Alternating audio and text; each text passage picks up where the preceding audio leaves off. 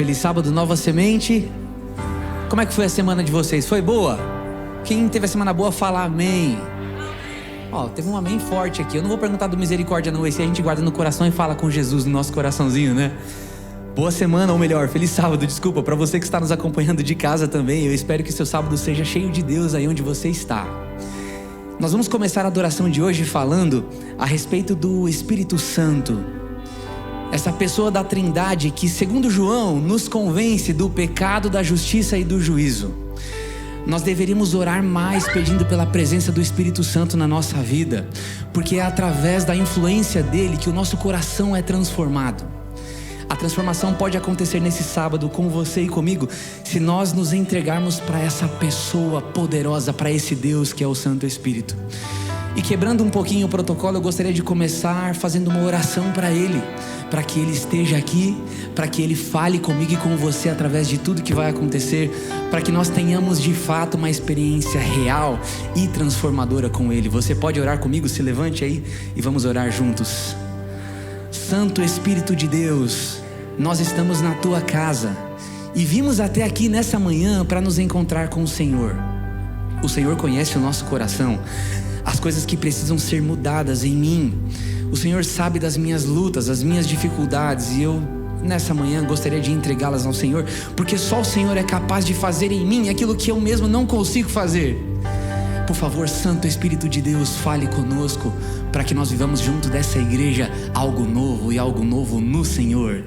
Nós assinamos essa oração em nome de Jesus. Amém.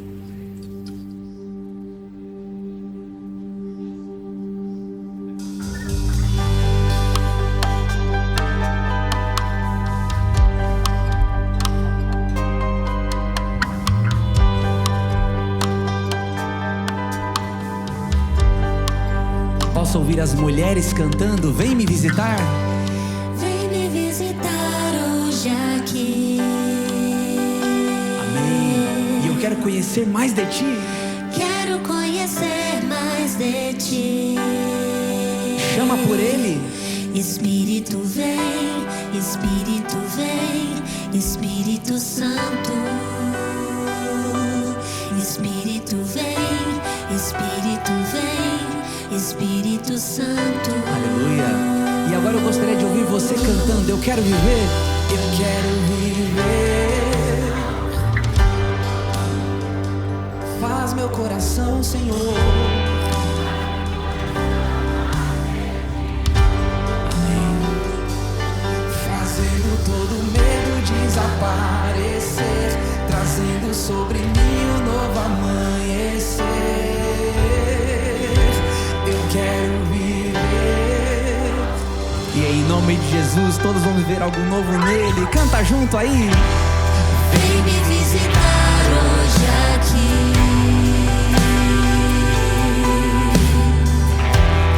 Quero conhecer mais de Ti. Espírito vem, Espírito vem, Espírito Santo. Espírito vem, Espírito vem, Espírito Santo. Mais uma vez, Espírito vem. Espírito vem, Espírito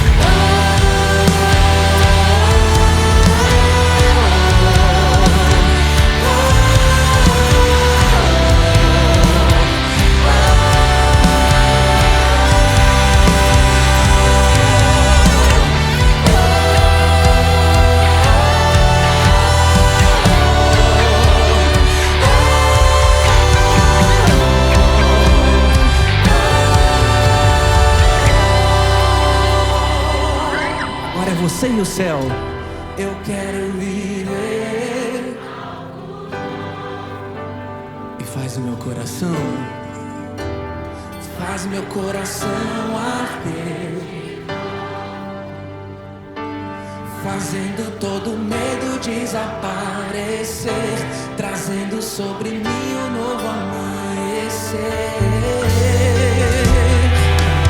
E nós vamos viver, declara isso diante do céu. É você e Jesus, peça pro Espírito de Deus. Eu quero viver algo novo.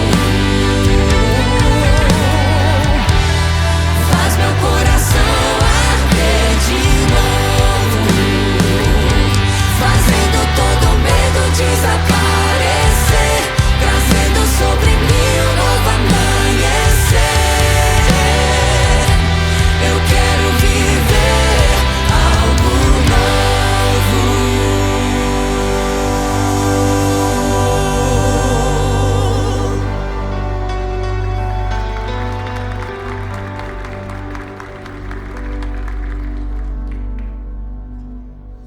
Nessa última semana, faleceu uma querida membro da nossa comunidade da Nova Semente, a Jane Raineri, após alguns anos de luta contra o câncer. A Jane Raineri, a história dela se confunde com a história da Nova Semente. Ela era conhecida aqui por seu serviço. Embora ela nunca tenha desejado ser líder, ela serviu na recepção, como coralista, como diaconisa. Para todos os que conheceram ela, diziam, ou dizem, que duas palavras assim descrevem ela: alegria e serviço. E de fato, a irmã Jane foi o rosto, o sorriso da Nova Semente a cada sábado para muita gente. E para aqueles que a conheciam, ela também foi o conselho, a voz, o abraço oferecido de Cristo. Este momento é um momento para a nossa comunidade de luto, de tristeza, mas também é um momento de resistência. É um momento também de esperança. Isso por conta do que está escrito em 1 Coríntios capítulo 15, a partir do verso 51, diz: eis que vos digo um mistério, nem todos dormiremos, mas seremos transformados, todos, num momento, num abrir e fechar de olhos, ao ressoar da última trombeta. A trombeta soará, os mortos ressuscitarão incorruptíveis e nós seremos transformados, porque é necessário que este corpo corruptível se revista da incorruptibilidade e que o corpo mortal se revista da imortalidade. E quando este corpo corruptível se revestir de incorruptibilidade e o que é imortal se revestir de imortalidade, então se cumprirá a palavra que está escrita: tragada foi a morte pela vitória. Aonde está, ó morte, o teu aguilhão? Aonde está, ó morte, a tua força? Tragada foi a morte pela vitória. O aguilhão da morte é o pecado, a força do pecado é a lei, mas graças a Deus que nos dá vitória por intermédio de nosso Senhor Jesus Cristo. Portanto, meus amados irmãos, sede firmes, inabaláveis, sempre abundantes na obra do Senhor, sabendo que no Senhor o seu trabalho não é vão. Haverá uma última festa, haverá uma última música, haverá uma última ceia. E nesse momento, quem vai celebrar serão os justos, aqueles que foram abundantes, aqueles que perseveraram em meio à luta, à dor, ao sofrimento, ao luto. Sabe, eu gostaria de convidar você para fazermos uma oração. E que tal nós orarmos desta vez, hoje, neste sábado, para que o Senhor não nos deixe esquecer, no meio das nossas lutas, no meio dos dias escuros, aquilo que nós aprendemos nos dias de luz, quando as coisas estavam bem.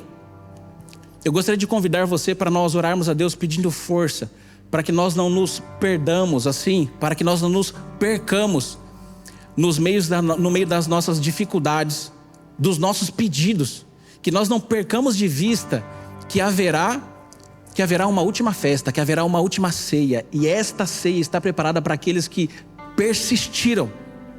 Eu sei que tem gente aqui, que tem pessoas aqui com lutas, com conflitos, com o coração pesado, a palavra de Deus te convida de maneira poderosa a olhar para aquele dia em que todas as nossas expectativas e frustrações serão substituídas por uma alegria infindável, quando nós poderemos olhar sem duvidar para a face do Cordeiro e todos exclamarmos: aonde está?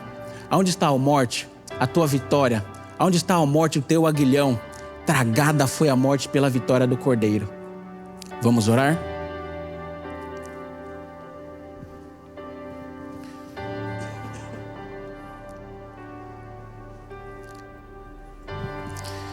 Querido Deus, nós queremos neste momento de luto, de tristeza, erguer uma palavra de louvor ao Senhor pela vida, ministério da nossa querida irmã Jane.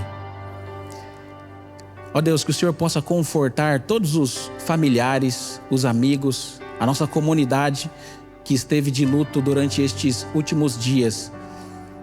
Porém, nós também queremos olhar com esperança para aquele dia em que o Senhor finalmente nos dará a vitória sobre tudo aquilo que nos machuca, sobre todas as nossas lutas, as nossas dificuldades, as nossas frustrações. Obrigado por nos lembrar e não nos deixe esquecer. Haverá uma última festa. A última palavra finalmente será uma palavra de vida, será uma palavra de alegria. Nós aguardamos este dia em que o Cordeiro finalmente aparecerá nas nuvens dos céus e sem duvidar nós poderemos exclamar: tragada foi a morte pela vitória do Cordeiro. Cada pedido, cada anseio, cada pessoa, eu coloco neste momento em tuas mãos, em o nome de Jesus Cristo. Amém.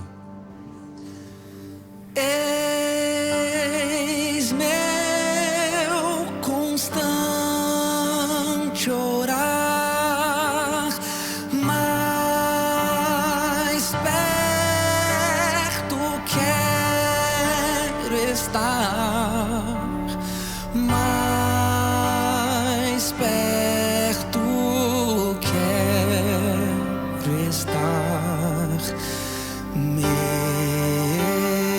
Deus, de ti.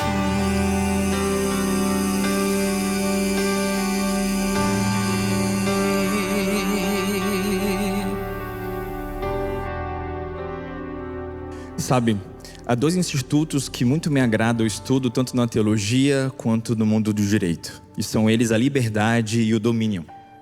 Na Bíblia, em Gênesis 1, no capítulo 1, versículo 26, diz que ali quando Deus cria o homem, então a sua imagem e semelhança, ele passa a ele o domínio.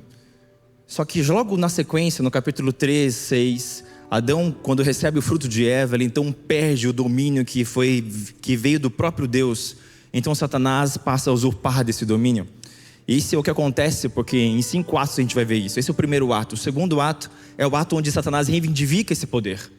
E ao ele reivindicar, veja que o próprio Deus, de forma tangencial, reconhece essa autoridade dele, quando em João 1, no capítulo 1, versículos 6 e 7, uma espécie de concílio que aconteceu no céu. Então Satanás vai ali representando a terra, quando ele ainda tinha acesso ao céu, e Deus o reconhece como representante. De outra forma também em Mateus, e no livro de Lucas 4:6, vai dizer ali, quando ele está tentando Jesus Cristo, ele diz: olha, se tu me ajoelhar diante de mim e me adorar, toda a autoridade que eu tenho e glória desse universo eu lhe darei. Mas Jesus Cristo nega essa oferta dele. Então no terceiro ato, é o ato onde Jesus Cristo então usa a cruz para retomar aquela autoridade que veio do próprio Pai. E isso acontece e é declarado também no livro Desejado de Todas as Nações. Na página 5, 7 e 8 diz lá que Satanás então foi derrotado na cruz quando Jesus Cristo se entrega a ela. E ali ela usa também a palavra domínio. O domínio foi absolutamente derrubado e quebrado e retomado aquele que tem a toda a autoridade. E isso realmente aconteceu porque foi declarado em Mateus 28, 18. Num dos últimos versículos ali do livro de Mateus, então Jesus Cristo diz o que aos discípulos? Eis que toda autoridade me foi dada. Só que não acaba aí o versículo, ele continua dizendo no céu e na terra. E então no quarto ato, é o momento onde nós estamos vivendo agora. É o momento onde ainda há uma porta aberta. Ainda há a possibilidade de eu e você escolhermos. Isso é o que diz em Apocalipse 3:20, quando ele diz que eis com as portas e bato. Ainda há tempo, ainda há oportunidade para você e eu escolhermos adorar a Deus. Então, no quinto ato, ocorre que, em algum momento, essa porta será fechada. Em algum momento não mais haverá chance de nós podermos facultarmos e escolhermos pelo sim ou pelo não. Isso é o que diz Apocalipse 21:11, quando lá diz que aquele que está imundo, permanecerá imundo. Aquele que está limpo, permanecerá limpo. Essa leve digressão que fizemos aqui, ela nos mostra a importância de um Deus que tem toda a autoridade sobre tudo. E aqui eis um paradoxo. O que dar àquele que tudo tem? O que pedir ou falar àquele que tudo sabe? Ocorre que esse paradoxo foi resolvido pelo próprio Deus quando Ele coloca um instituto chamado dizimar e ofertar. É a forma que eu e você temos de forma simples e muito objetiva. Reconhecemos a autoridade de Deus, que foi dada e reconquistada pelo sangue de Cristo. Você pode fazê-lo neste momento, uma espécie de adoração a Deus, porque de fato é. Só peço a você que, você também que está em casa, você também pode participar assim como a comunidade aqui. E pedimos a gentileza que ao final, nas casas decimais, se você colocar o 10, significa que você está dizimando. Se você colocar na casa decimal 20, significa que você está ofertando. E se você ainda quer nos ajudar na construção, no término da construção desse templo, coloque a casa decimal 48, que é o projeto 48. Nós temos nesse momento a oportunidade de dizimar e adorar a Deus, e reconhecer que Ele é realmente o Deus e detém toda a glória e toda a honra.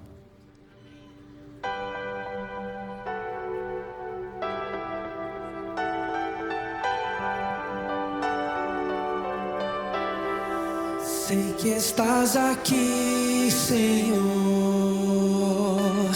Podes perceber quem sou. Podes ver se há em mim um verdadeiro adorador. A minha oferta eu ofereço a ti, meu, pra reconhecer que nada tenho, tudo é teu.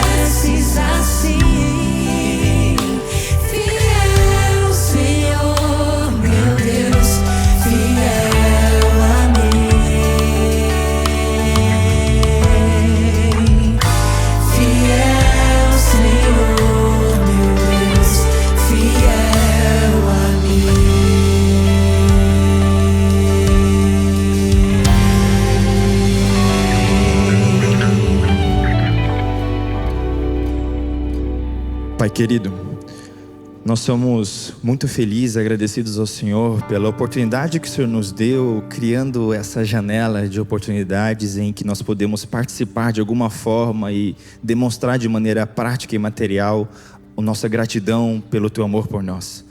Nós entendemos que ali no hebraico, nessa palavra de domínio, significa radar, que ela pode ter também ter o significado do hebraico de governar, de administrar, de também sujeitar, dando então uma ideia de uma condição, numa condição que tem que estar ligada com aquele dono de tudo, aquele que teve origem de todo o poder, que é o Senhor. Então, quando nós estamos aqui no seu templo, na tua igreja, ofertando a Ti, devolvendo os nossos dízimos, nós estamos reconhecendo que nós nos sujeitamos ao Teu poder e à Tua autoridade. Obrigado porque o Senhor é Deus. Obrigado porque o Senhor nos ama e o Senhor nos quer bem. Te apresentamos nossas ofertas, o nosso louvor, e te agradecemos também pela Tua vida e pela Tua existência em nos amar. Em nome de Jesus. Amém. Quantos que estão aqui estavam no NS Adoração, no último que a gente teve? Levanta a mão. E bastante gente. A gente vai cantar uma música agora que é de celebração, que a gente cantou pela primeira vez aqui na igreja, no NS Adoração. Foi uma bênção. E é uma música que é um medley. E nesse medley compõe músicas muito emblemáticas da música cristã no Brasil. E eu tenho certeza que vocês conhecem pelo menos 2 músicas desse medley. Me ajuda aí, deixa eu ver se você conhece essa daqui assim, ó. Solta o cabo da nau, toma o remo nas mãos e navega com fé em Jesus. E então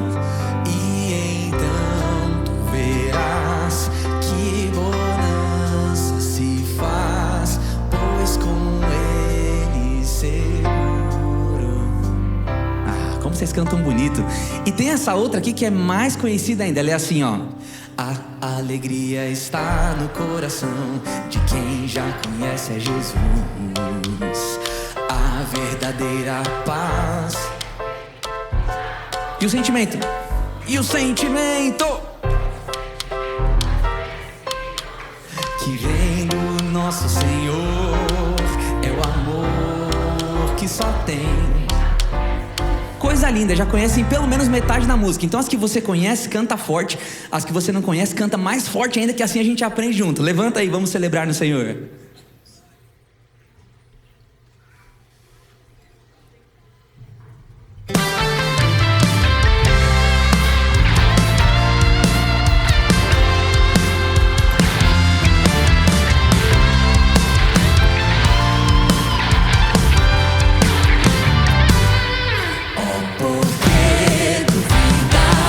Sobre as ondas do mar, quando Cristo cai.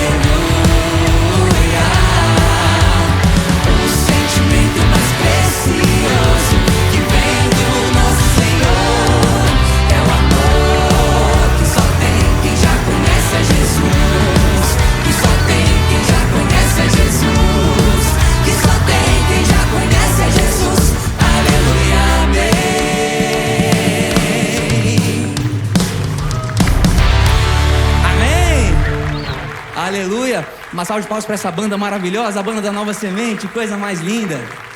Esse arranjo da banda é arranjo do Oscar. Você quer matar a gente, né? Facilita na próxima, essa foi difícil. Tem muita gente hoje aqui, e tem gente com coração de diferentes maneiras, né? Muita gente está feliz, e muita gente que chegou aqui triste, ficou feliz através desse louvor. E o louvor também cumpre esse papel, ele tem o potencial de mudar como nós estamos e como nós sentimos. Não para que nós ignoremos o que precisa ser mudado, mas que a gente lute as nossas lutas mais leves no Senhor. A próxima canção, ela começa dizendo assim que nós somos convidados a fazer parte dessa mesa aqui.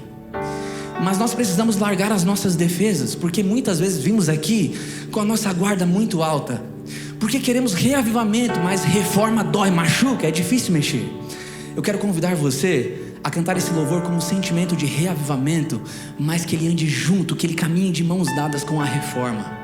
Porque existe um lugar na casa aqui para você, e um lugar muito mais importante e especial do que esse, preparado nas mansões celestiais na eternidade com Jesus. Mas para isso, a gente precisa arrumar a casa do nosso coração.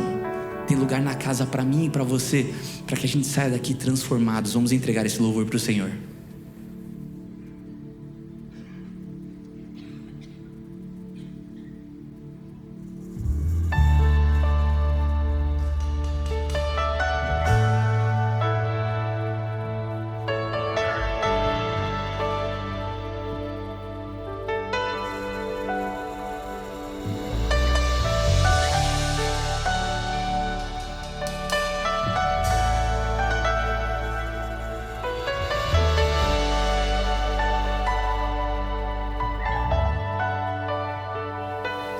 Fui convidado à mesa, larguei minhas defesas e vim reconhecer, não mereci estar aqui. Comigo eu trouxe amigos, felizes ou feridos, gente que escutou esse chamado e aceitou. E é tão bom saber que há lugar aqui. A graça nos chamou à mesa do Senhor. Posso ouvir você? Há lugar na casa. Quando estamos juntos.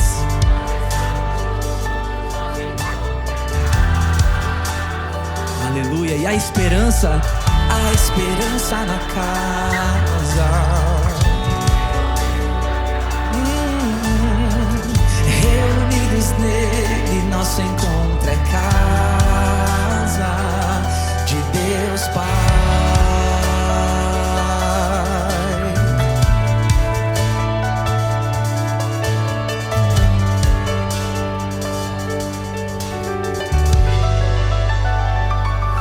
O som da sua palavra curou a nossa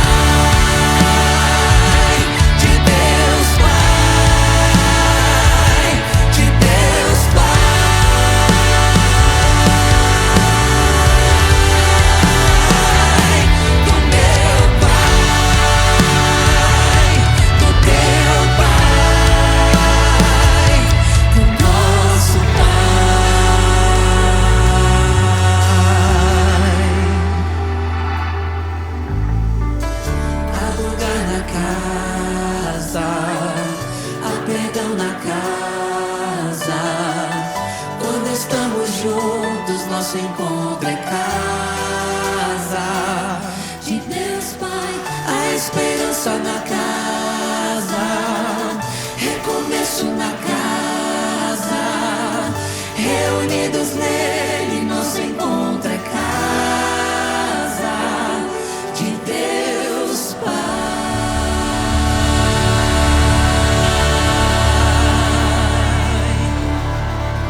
Amém. Tem uma música do Jader Santos que o Arautos do Rei canta e que sempre me emociona muito. E se você conhece, canta comigo o refrão assim, ó. Chora, chora, derrama as tuas lágrimas. Chora o teu pranto, chora o teu pranto, as tuas dores e aflição. Comigo. Chora, chora, derrama as tuas lágrimas, mas faz com que elas caiam sempre no colo de Jesus. Porque quando eu vejo você se emocionar, eu quero cantar isso para que você coloque as suas lágrimas no colo daquele que acolhe a todas elas com amor. Independente de quem nós somos, Ele é o Pai atencioso que nos recebe de volta. O amor nos ama, e essa próxima canção eu tenho dificuldade de cantar sem chorar. Especialmente um trecho que diz assim: na vergonha de quem sou eu olho para o chão, na bondade de quem o Senhor me estende a mão. E essa imagem é muito chocante, porque às vezes eu tenho tanta vergonha dele que eu não consigo nem orar, de tanta vergonha que eu tenho. Quando eu falo assim: Senhor, eu errei nisso de novo. Mas Ele é um Pai atencioso, e Ele nos alcança. Por mais profundo que você esteja, Ele nos alcança. Ele te alcança, e Ele faz a gente voar. Esse é um poder do eterno, e só Ele tem. Ele tem e Ele nos oferece, porque Ele é amor. E esse amor, em essência, que é desde sempre, está aqui, e esse amor nos ama. Amém?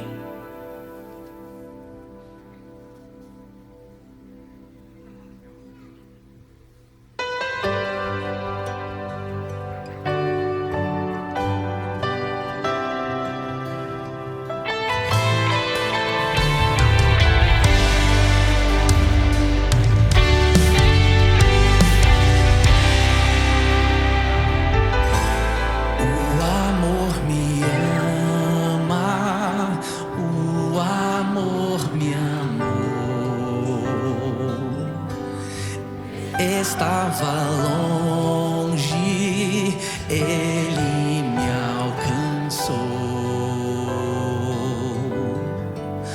pra não mais me preocupar com quem eu sou e me ocupar de quem eu posso ser. Nós somos melhores nele.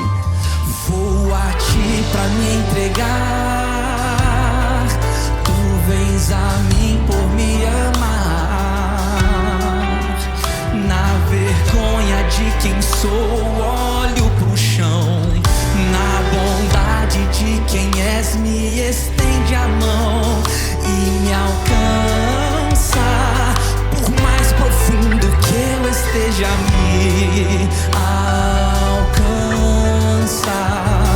Me faz voar junto do amor. Estando nele, eu sei quem sou. Sou teu.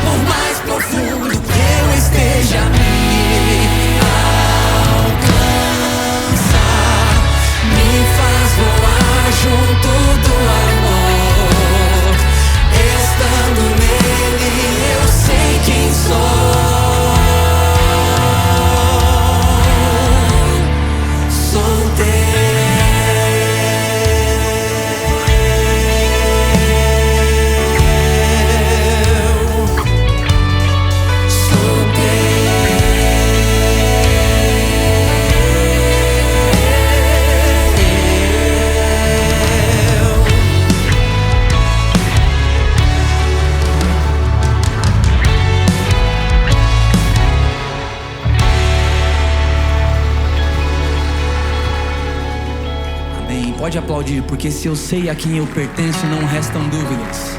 Se eu sei onde meu nome está escrito, não tem por que ter medo do amanhã, porque nós somos melhores nele, nós somos do Senhor.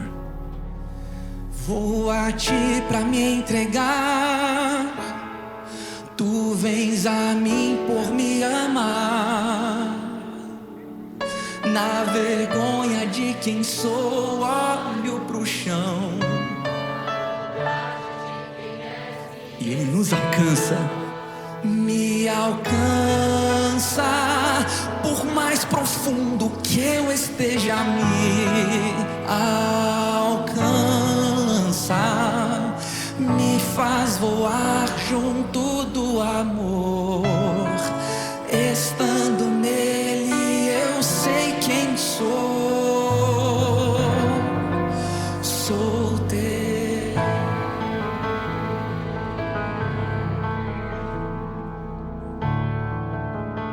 Eterno Deus e bom Pai, como é bom saber, Pai, que somos Teus. Como é bom saber, Senhor, que a despeito dos nossos erros, das nossas falhas, dos nossos pecados, é bom saber que o Senhor nos alcança, que o Senhor nos busca. Obrigado, Pai, por tão grande amor. Obrigado por Tua graça, por Tua misericórdia que tem se manifestado aqui entre nós. O nosso pedido humildemente é que ela continue se manifestando, que o Seu Espírito continue se movendo entre nós, e que ao estudarmos a Tua palavra possamos entender que somos alvo desse amor e dessa graça maravilhosa que nos salva e nos transforma. Por favor, fala conosco, Pai. Rogamos em nome de Jesus. Amém.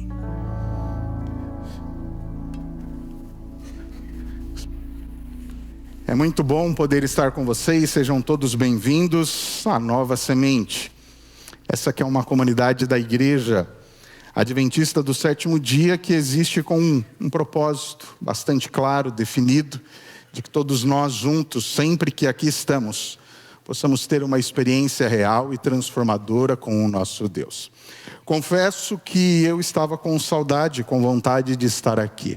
No transcorrer desse mês eu estive em férias, e não vi a hora de poder voltar e estar em casa. É sempre bom poder estar aqui adorando, louvando ao nosso Deus.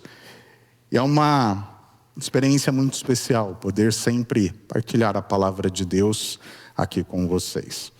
Vamos então à reflexão dessa manhã. Eu gosto muito do texto de Romanos 10, 17, e vez ou outra eu o cito aqui. Paulo diz de um modo bastante claro e direto que a fé vem pelo ouvir e o ouvir da palavra de Deus. Que o Espírito Santo possa falar ao nosso coração mais uma vez e que mediante o estudo da palavra nós possamos então ter a nossa fé aumentada, desenvolvida.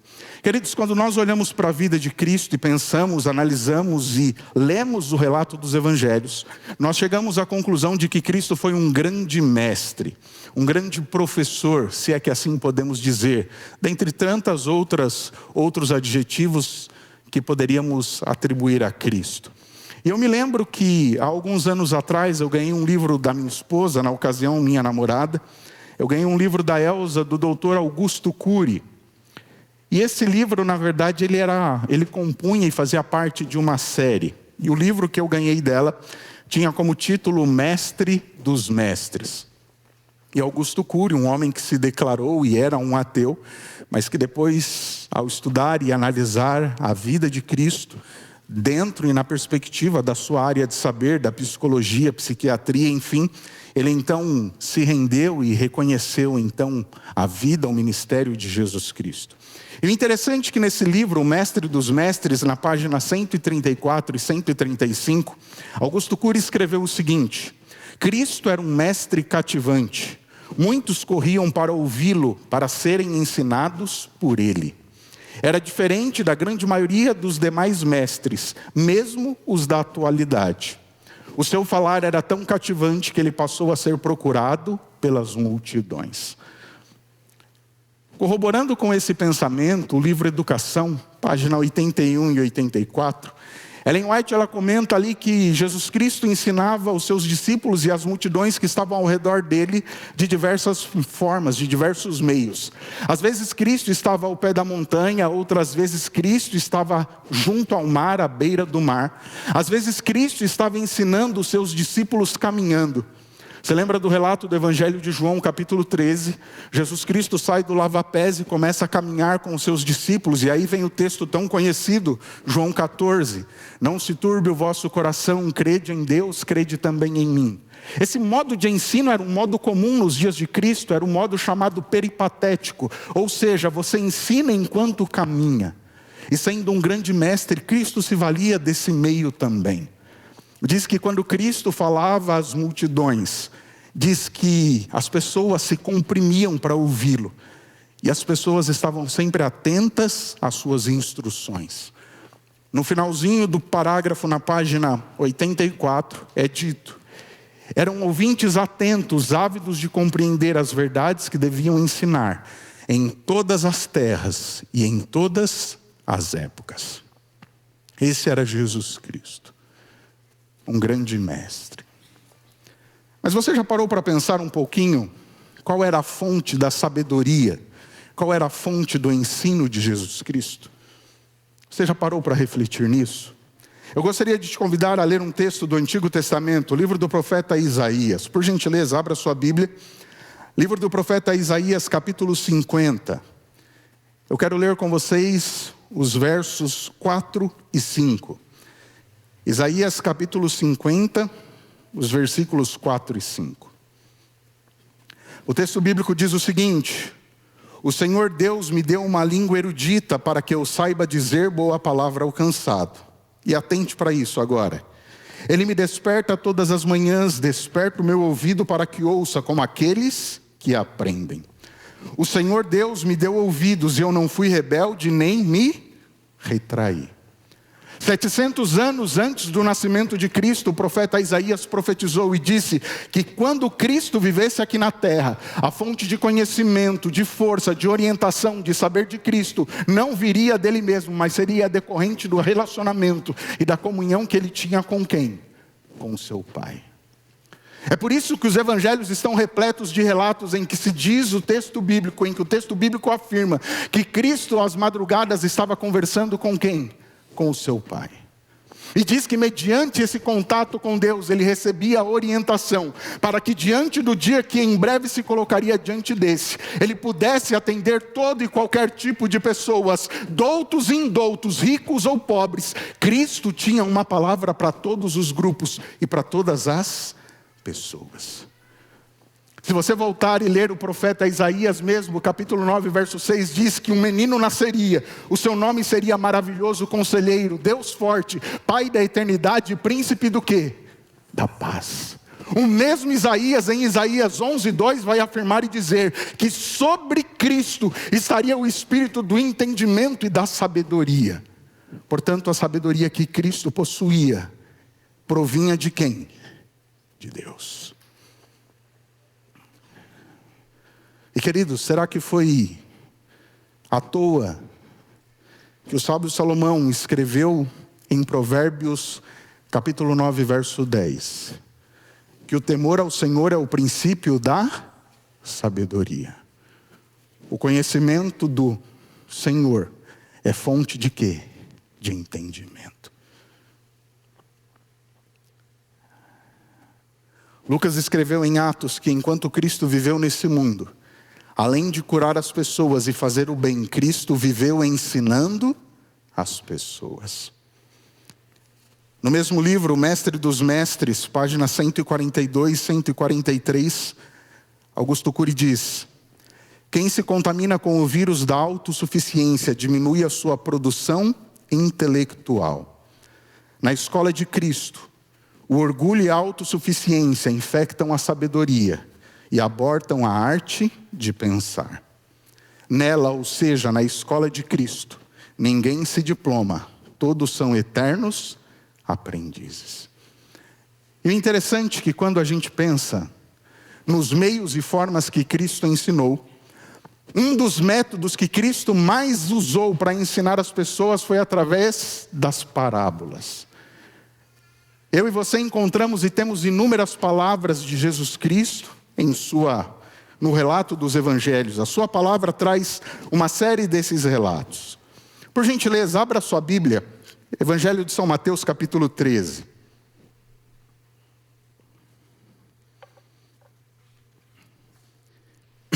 E eu quero fazer uma breve consideração com vocês, porque por muitas vezes nós estudamos e lemos as parábolas, mas às vezes não paramos para pensar por que Jesus se valeu desse método. Nos versículos de 1 a 3, o texto vai dizer que naquele mesmo dia Jesus saiu de casa em casa e assentou-se à beira-mar. E grandes multidões se reuniam em volta dele, de modo que entrou num barco e se assentou. E toda a multidão estava em pé na praia. Olha o que diz o verso 3. E de muitas coisas falou a eles por parábolas, dizendo. E aí Jesus começa a contar então ali a sua primeira parábola, que é a conhecida parábola do semeador. Mas avança um pouquinho comigo. Quando nós vamos para o versículo de número 10, os discípulos se aproximam de Jesus Cristo e fazem uma pergunta para ele. Por que o Senhor fala com ele por meio de parábolas? E aí Jesus Cristo, nos versículos 11 e 12, vai responder. E Jesus faz alusão a um texto do Antigo Testamento. Ele diz, porque a vocês é dado conhecer os mistérios do reino dos céus. Mas àqueles isso não é concedido. Pois ao que tem, mais será dado, e terá em abundância. Mas ao que não tem, até o que lhe tem, será tirado. Versículo 13. Por isso falo a ele por meio de parábolas, porque vendo não veem, e ouvindo não ouvem, nem entendem. Numa leitura bastante rápida e objetiva, a gente pode pensar e entender o seguinte: olha, mas Jesus Cristo está sendo injusto, porque ele diz que fala por meio de parábolas para que alguns entendam e para que outros não entendam. Mas esse não é o objetivo final de Jesus Cristo, esse não é o propósito de Cristo. O texto bíblico deixa claro para mim e para você que Cristo veio a esse mundo com o propósito de salvar a todos. O que Cristo estava procurando fazer ao ensinar por meio de parábolas era, como Augusto Cury disse, despertar a curiosidade. Fazer com que as pessoas parassem, refletissem e pensassem.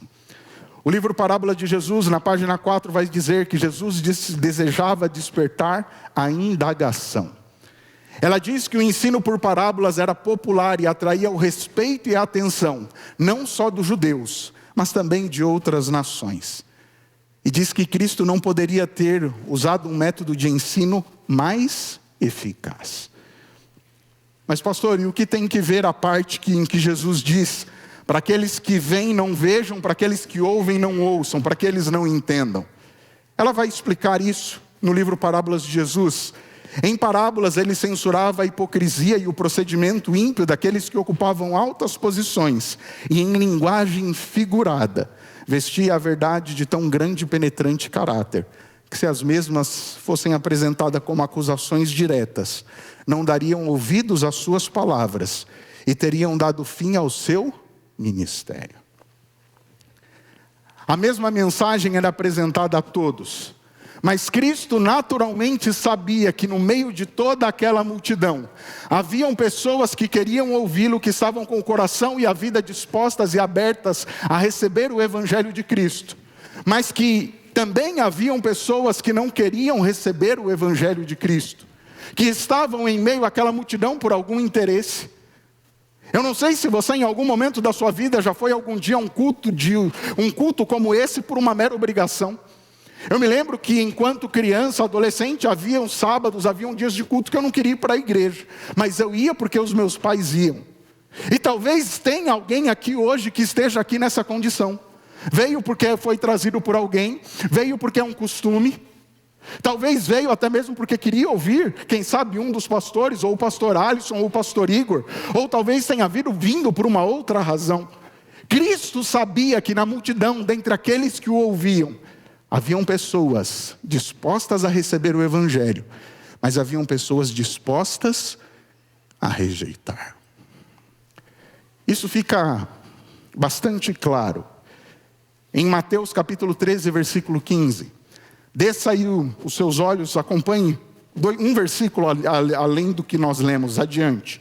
Versículo 15 vai dizer: porque o coração desse povo está endurecido, ouviram com os ouvidos tapados e fecharam os olhos, para não acontecer que vejam com os olhos, ouçam com os ouvidos e entendam com o coração, e se convertam e sejam por mim curados. Cristo disse que ao aquelas pessoas ouvirem as suas parábolas, elas mesmas, por uma ação deliberada, por sua própria escolha, tinham os seus ouvidos fechados, os seus olhos fechados. Elas não queriam entender e receber o Evangelho. Um pastor que faleceu recentemente, norte-americano, John MacArthur, diz: ocultar a verdade dos incrédulos era um ato de misericórdia, pois quanto mais verdades eles ouviam e desprezavam, pior seria a sua situação. Ao comentar justamente essa perspectiva, pela qual Cristo ensinava por parábolas. Queridos, isso é tão sério, que o Evangelho de Mateus, capítulo 13, logo ali no versículo de número 58, vai dizer que quando Jesus Cristo é rejeitado em sua cidade natal, em Nazaré, e ele sai de lá, diz que Cristo não realizou naquele lugar muitos milagres por conta da própria incredulidade do povo, por conta da sua própria escolha em não ouvir, em não receber as orientações, os ensinos que Cristo queria lhes apresentar. Mas vamos ao texto em específico, a parábola específica dessa manhã, por gentileza. Evangelho de São Lucas, capítulo 15, é uma história bastante conhecida. Evangelho de São Lucas, capítulo 15. E nós vamos fazer então breves considerações aqui. A Bíblia possui alguns capítulos especiais e que são muito conhecidos e apreciados. E provavelmente o Evangelho de São Lucas é um desses capítulos, assim como, por exemplo, Romanos, capítulo 8, o Salmo, capítulo 23, são capítulos especiais e que as pessoas têm em mente. Aí em São Lucas, capítulo 15, eu quero ler com você o versículo de número 1 e 2. E o texto bíblico diz o seguinte: aproximavam-se de Jesus todos os publicanos e pecadores para o ouvir. Os fariseus e os escribas murmuravam dizendo: este recebe pecadores e come com quem? Come com eles. Como eu disse para você, é um capítulo extremamente conhecido. E quando Jesus se depara com essa situação, Jesus está ali recebendo os publicanos, os pecadores, e nós estudamos recentemente quem eram os publicanos: judeus, cobradores de impostos, homens que trabalhavam para o Império Romano, extorquiam o seu próprio povo, a sua própria nação. E quem eram os pecadores? Para os escribas e fariseus eram todos aqueles que não seguiam as orientações da lei e da palavra de Deus. E para espanto dos fariseus e escribas, dos pastores e conhecedores da palavra de Deus da época, eles olhavam para Jesus e diziam: olha, isso é inconcebível, porque além não só de se associar com eles, ele se assenta para se alimentar com eles. Mostrando então ali que Jesus Cristo tinha comunhão e que Jesus não se importava de estar com aquelas pessoas. Queridos, o texto bíblico diz que essa atitude de Cristo não só causou estranheza, mas o final do versículo 2 vai dizer que aqueles homens começaram o quê? A murmurar. Eles começaram a reclamar. Aqui nós encontramos um primeiro ponto interessante. Enquanto Jesus Cristo atraía os pecadores, os escribas, os fariseus, os pastores da época faziam o quê? Eles repeliam e afastavam as pessoas. Trazendo para mim e para a sua realidade, o que eu e você temos feito? Nós temos atraído as pessoas a Cristo, ou nós temos as afastado de Cristo? Você já parou para pensar nisso? As minhas e as suas atitudes, as minhas e as suas palavras, os meus e os seus julgamentos indevidos, têm aproximado as pessoas de Cristo ou têm afastado as pessoas de Cristo? Ao apontarmos o dedo, estamos condenando e julgando as pessoas? Quando a Bíblia diz para mim e para você em Romanos 3:23 que todos nós somos pecadores e carecemos da glória de Deus. E por que é que o Anderson é pecador e muitas vezes quer repelir alguém? Percebe a diferença que havia em Cristo e entre os doutores da lei dos seus dias? Enquanto Cristo atraía as pessoas, aqueles homens afastavam, porque se julgavam superiores, melhores do que eles. Mas não nos preocupemos, há solução para isso.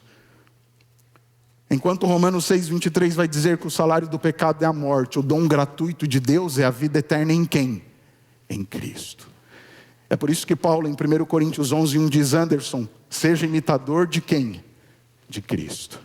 Ele diz: sede meus imitadores, como eu sou imitador de quem? De Cristo. Quando escreve aos Efésios capítulo 5, verso 1, ele diz: sede imitadores de Deus. E no versículo 2 ele vai dizer: amem como Cristo amou. E se a gente continua lendo essa sessão, ele começa a explicar: Anderson, você não deve ser como trevas. As suas obras não devem ser obras de trevas, mas devem ser obras de luz. Você deve amar como Cristo amou. E queridos, é diante desse cenário que Cristo conta 3 parábolas, que eu e você conhecemos muito bem.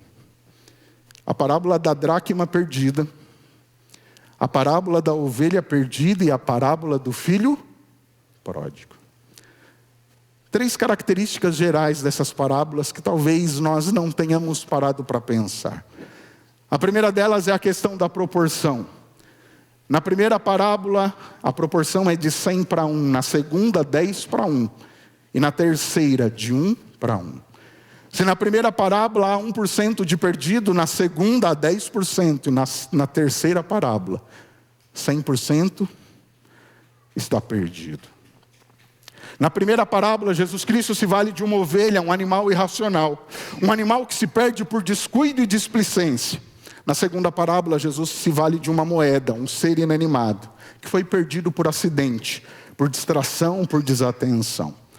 E na terceira parábola, a qual eu e você vamos tirar breves lições, Jesus Cristo se vale de 2 filhos, 2 seres racionais, que se perderam por rebeldia, por uma ação planejada e deliberada.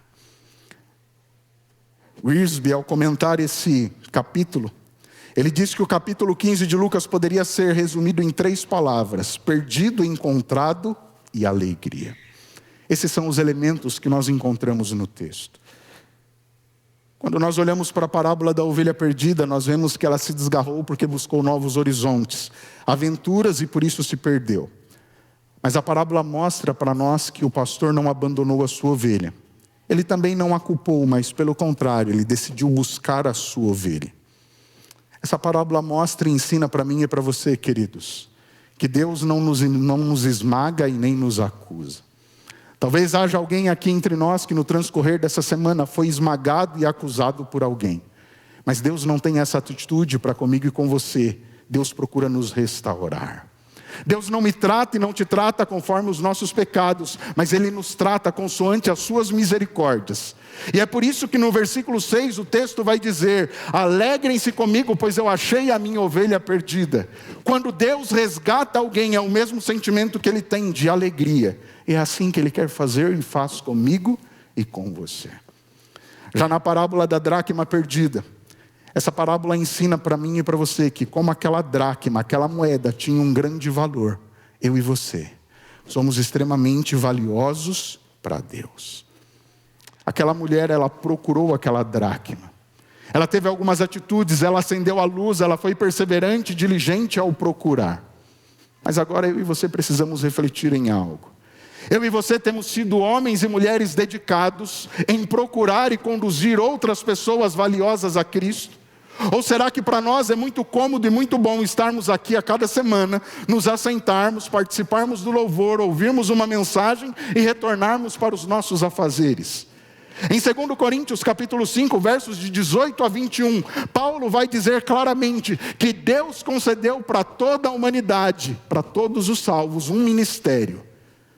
E é comum algumas pessoas comentarem comigo e dizer: pastor, eu não sei qual é o meu dom. E eu costumo dizer: Deus concedeu um ministério, um dom comum a todos. Paulo chama e diz que é o ministério da reconciliação. Paulo diz claramente: Deus nos concedeu o ministério da reconciliação. Anderson, Deus nos deu uma palavra de reconciliação. E se para você não faz muito sentido, a palavra de Deus deixa claro no versículo 20 o que significa isso. Ele diz que eu e você somos embaixadores em nome de Deus aqui o quê? Nesse mundo. Temos que pregar o quê? O Evangelho. Mas avancemos para o versículo 11.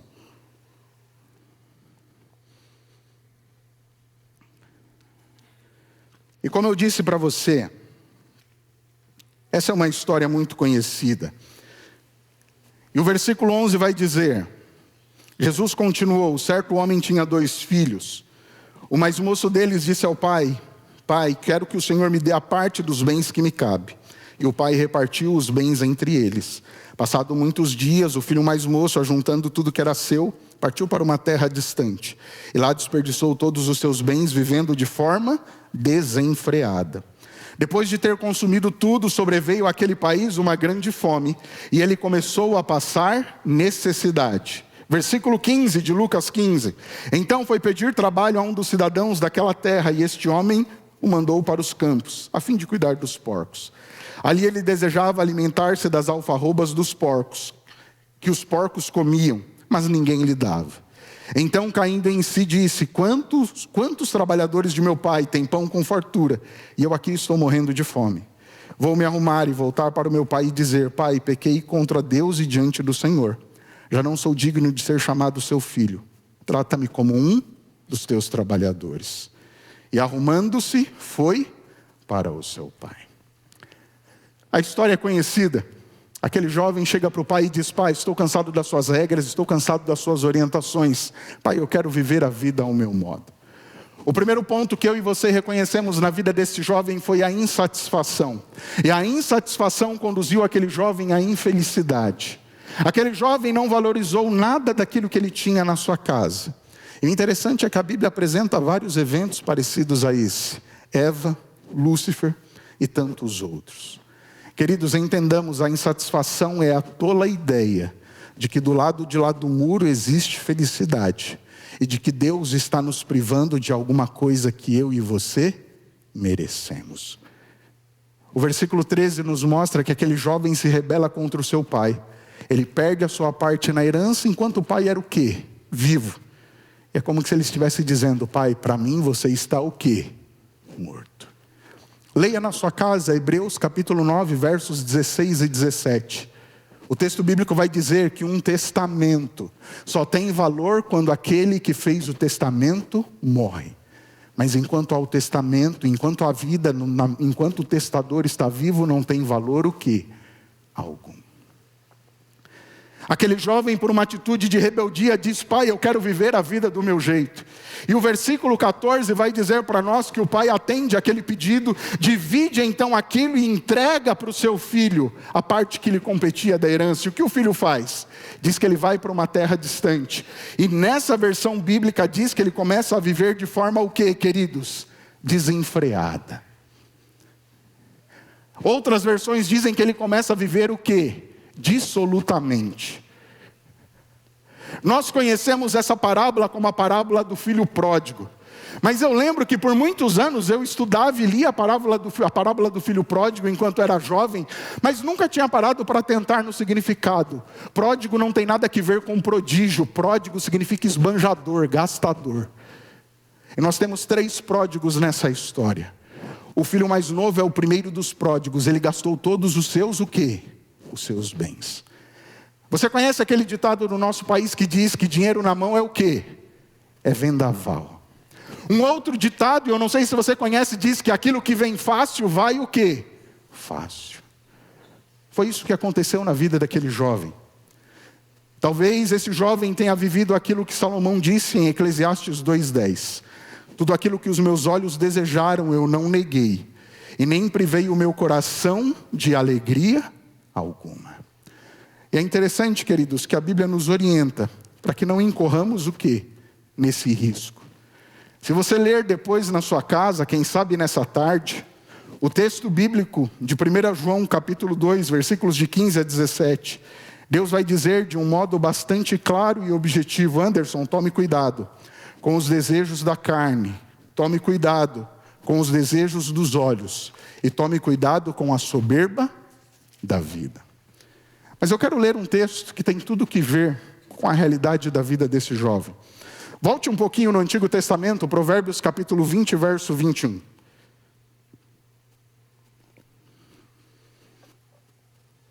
Provérbios capítulo 20, verso 21. Olha o que o texto bíblico vai dizer. E aqui isso traz mais clareza por que tudo aquilo aconteceu na vida daquele jovem. O sábio Salomão escreveu: a posse antecipada de uma herança no fim não será o quê? Abençoada. A posse antecipada de uma herança no fim não será abençoada. Eu não sei se você já tinha parado para pensar nisso. Aquele jovem ainda não possuía maturidade para, quem sabe, cuidar de tudo aquilo que ele tinha recebido. É por isso que muitas vezes eu e você nos voltamos para a palavra de Deus, olhamos para as orientações de Deus, e muitas vezes, como nós dizemos em nossos dias, nós queremos colocar os carros nas frentes dos bois. E muitas vezes nós literalmente quebramos a cara. Aquele jovem fez isso e de repente o seu recurso acaba. E fora a falta de dinheiro surge uma outra situação. E qual situação é essa? O texto bíblico diz que surge uma grande fome naquela região.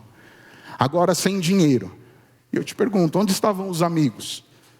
Onde estavam os colegas de festa, de balada? Onde estavam as companhias? Todas elas o que? Sumiram. E naquele momento, aquele jovem em desespero, ele diz: eu preciso me reerguer de alguma forma. Ele vai em busca de um emprego. E queridos, o que ele encontra não é um emprego para os dias em que ele vivia, era um subemprego. Imagine você, um judeu cuidando de porcos. Levítico capítulo 11, versos 7 e 8 diz claramente que os porcos são animais imundos. E aquele, um judeu conhecedor da palavra, agora tinha que cuidar de porcos. Mas queridos, aquele jovem chegou tão longe, foi tão baixo no fundo do poço, que eu e você lemos que no versículo 16, ali desejava se alimentar das alfarrobas dos porcos, mas ninguém lhe dava nada. É nesse ponto que o versículo 17 vai dizer que aquele jovem caiu o quê? Em si. Você consegue entender e perceber o que o pecado faz conosco? Ele nos embrutece, nos anestesia e muitas vezes nos tira o bom senso. Aquele jovem, queridos, representa eu e você. E talvez alguns estejam arrazoando, mas pastor, eu não tive uma atitude tão drástica como essa. Mas é justamente isso que acontece quando eu e você viramos as costas para Deus e resolvemos fazer as coisas do nosso modo. Mas nesse momento de solidão, olhando os porcos comerem e querendo comer a comida dos porcos, é nesse momento que o texto diz que há uma virada. Aquele jovem toma uma decisão. E talvez aqui entre nós haja alguém que tem até refletido, pensado e tomado as suas decisões, mas só pensa na decisão e não age. Aquele jovem não só pensou, não só decidiu, mas ele agiu. Ele disse: eu vou voltar para a casa do meu pai. E lá eu não quero nem ser e viver na condição de filho, mas eu quero viver como um escravo. Porque os escravos do meu pai têm pão, têm comida, têm guarida, têm um lugar onde morar. Queridos, muitas vezes desejam, mas não se levantam, não vão. Eu e você precisamos entender que nós não somos o que nós sentimos, mas nós somos aquilo que nós fazemos. E hoje é dia de, diante de Deus, nós nos levantarmos e sairmos das terras distantes em que vivemos e caminharmos para os braços do Pai. Versículo 25 vai dizer: ora, o filho mais velho estava no campo. Quando voltava, ao aproximar-se da casa, ouviu a música e as danças. Chamou um dos empregados e perguntou o que era aquilo. E ele informou: o seu irmão voltou. E por tê-lo recuperado com saúde, o pai lhe mandou matar um bezerro gordo. O filho mais velho se indignou e não queria entrar. Saindo, porém, o pai procurava convencê-lo a entrar.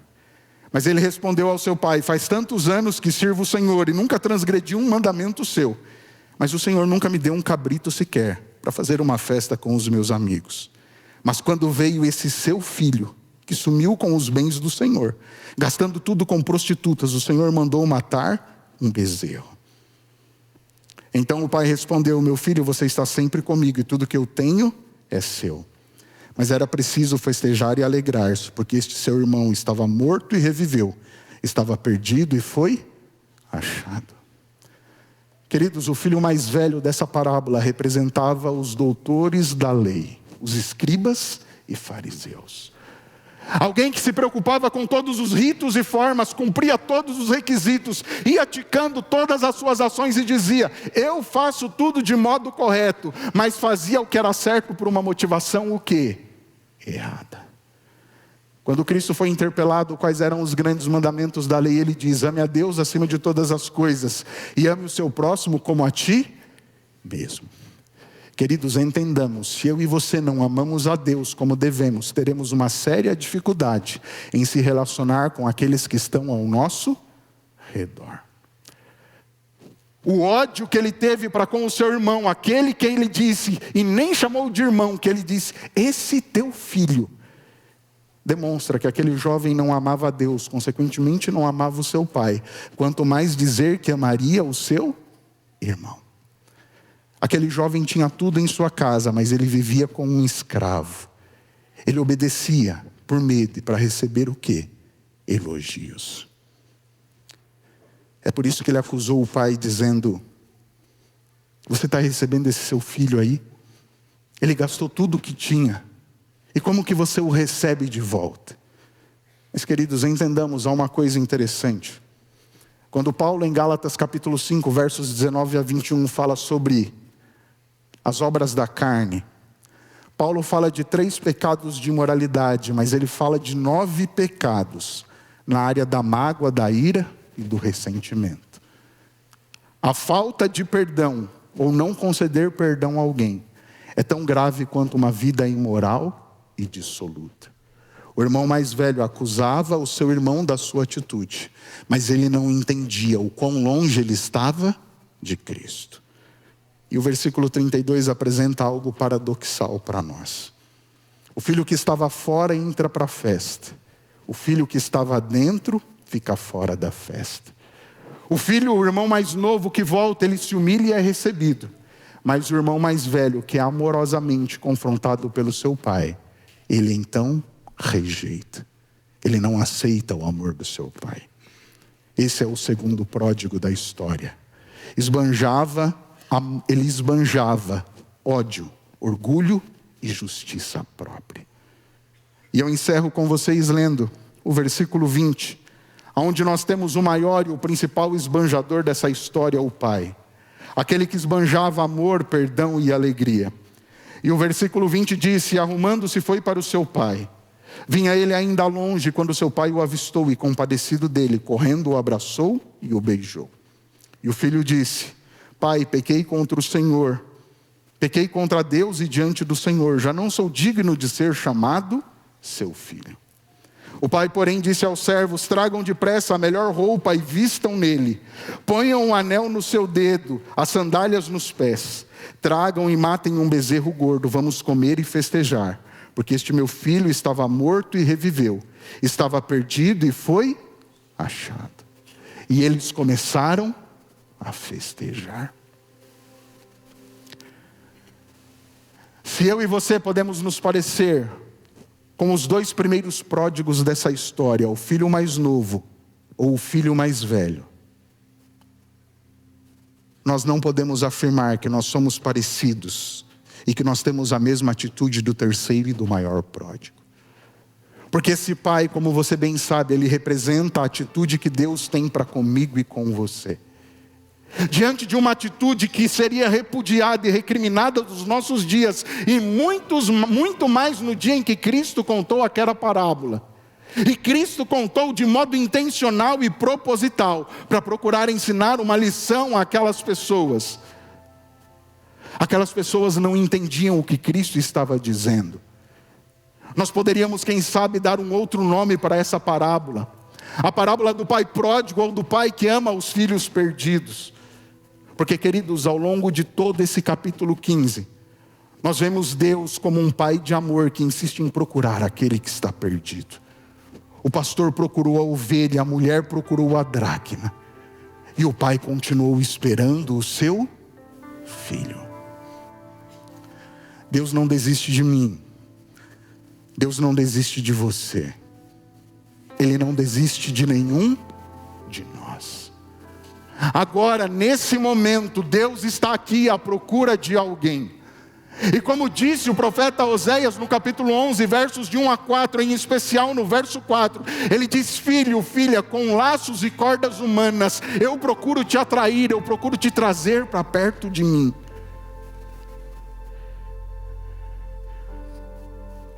Essa história mostra para mim e para você que Deus é o Deus da segunda chance. Eu fico tentando imaginar e eu penso que a cada fim de dia, aquele pai ia, quem sabe, para a varanda ou para o portão da sua casa e ficava olhando no caminho e almejando e desejando que o seu filho voltasse. Eu e você não sabemos e não conseguimos precisar quanto tempo passou para que aquele filho voltasse. Mas eu imagino que por alguns dias aquele pai olha e nada acontece. Mas um dia, olhando, o texto bíblico diz que lá ao longe, ele vê alguém. Você acha que aquele jovem voltou na mesma condição em que ele saiu de casa? Com boas roupas? Com o porte físico igual ele saiu? Não. Ele voltou maltrapilho, sujo, fedendo, magro, barba por fazer, cabelo crescido. E eu fico pensando como foi que aquele pai, como diz o texto bíblico, ao longe o reconheceu. É porque, querido, quem é pai, o pai ama, ele conhece. E mesmo ao longe ele corre na direção do seu filho. Você já parou para pensar por que o pai correu? O nosso raciocínio lógico e óbvio é dizer o seguinte: pastor, ele correu porque ele é pai, porque ele estava com saudade do seu filho. Sim, isso está certo. Mas Deuteronômio capítulo 27 vai dizer que se um jovem rebelde diante dessa situação, ele teria o direito de ser julgado pelos homens da cidade e ser morto por apedrejamento. O pai corre para proteger o seu filho. Ele abraça o filho. Ele beija o filho. Ele diz: filho, eu te amo. O filho tinha todo um discurso pronto, você se lembra? Não dá tempo do filho dizer além do seguinte: pai, eu pequei contra Deus e contra o Senhor. O pai olha para o filho e diz para os seus servos: tragam a melhor roupa, tragam um anel, entreguem tudo para ele.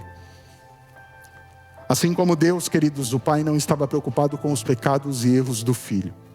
Assim como Deus não se preocupa com o meu e os seus pecados, com os meus e os seus erros. Miqueias capítulo 7, verso 9, Isaías 43, 25 nos diz que Deus, ele lança os nossos pecados no fundo do mar e ele não se lembra deles. Lembra-se do início? 3 palavras resumem essas parábolas: perdido, encontrado e alegria. Nas 3 parábolas, quando aquilo que foi perdido foi encontrado, Deus celebrou, Deus festejou. Deus quer ter festa, Ele quer ter alegria em se reencontrar com você, em se reencontrar comigo hoje. Quando uma pessoa se volta para Cristo, não existe apenas festa na terra, mas também existe festa no céu. Deus me ama tanto, Ele te ama tanto, que Ele quer realizar uma grande festa na terra e no céu. Hoje não sou eu quem está te convidando. Não é a Nova Semente, não é a igreja quem te convida. É Deus quem te convida e diz: vinde a mim, todos os que estáis cansados e sobrecarregados, e eu vos aliviarei. Queridos, o Pai te espera, Ele te espera agora. Hoje é o dia da decisão. O texto bíblico diz que se hoje você ouvir a voz de Deus, não rejeite, aceite. E se você tem o desejo de declarar isso para Deus, ao nós ouvirmos e cantarmos com o ministério de louvor essa canção, diga e declare para Ele: Senhor, eu caminhei longe, eu fiz escolhas erradas, mas eu estou aqui para caminhar contigo, para desfrutar da tua companhia, para desfrutar da festa que o Senhor quer fazer para mim.